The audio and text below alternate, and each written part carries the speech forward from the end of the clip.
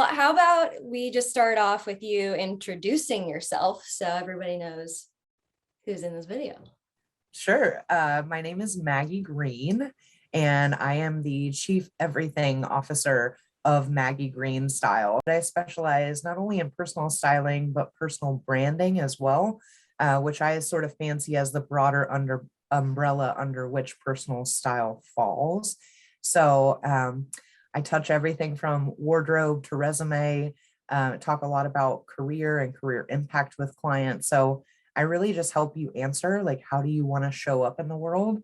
And once we figure out that answer, I can give you some strategies and tactics and recommendations on how to execute that so that it's easy, it feels authentic, and you're sending out the message that you want to send.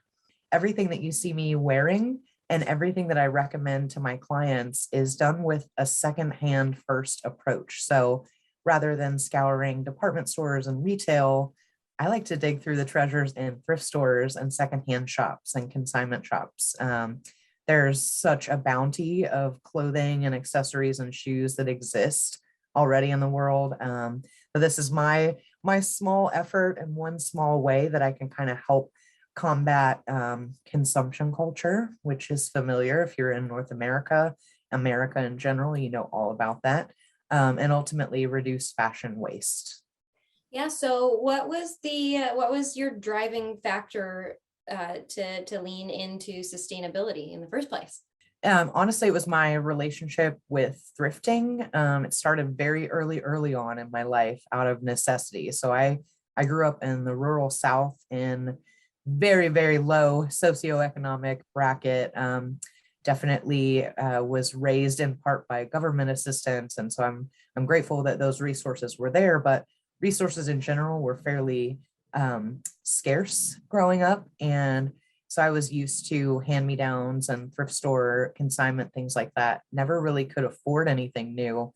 And I carried some shame around that for a number of years growing up. And then probably into my teenage years, really as I started to kind of develop and define my own unique personal style, I just started leaning into it and found some empowerment around it. And more broadly, right, the global impact that making a decision like committing to a secondhand first approach can have.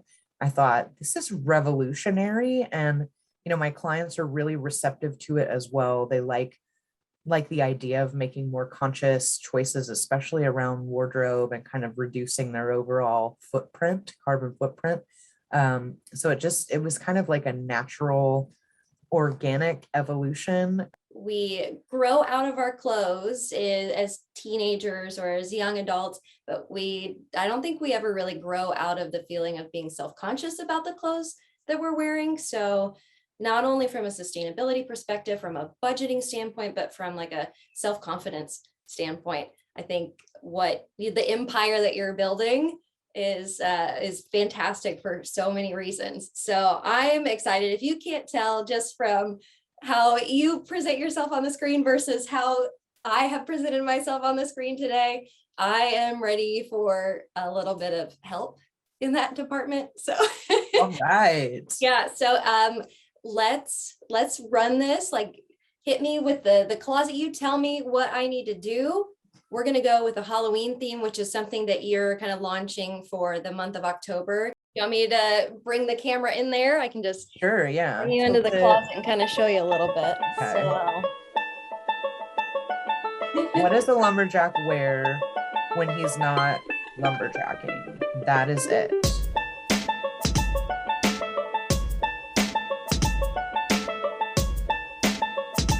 You're creating not a character, but like a caricature of something.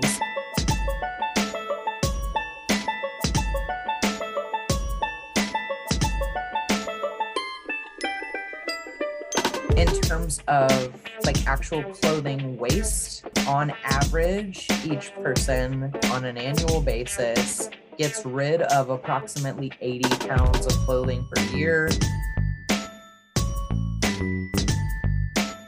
something that surprised me, the average person spends about $31 every year on Halloween for costumes only, per household, per state, per country, around the world. That's pretty compelling. If there was a $31 bill, you can like set it on fire and it's like the same.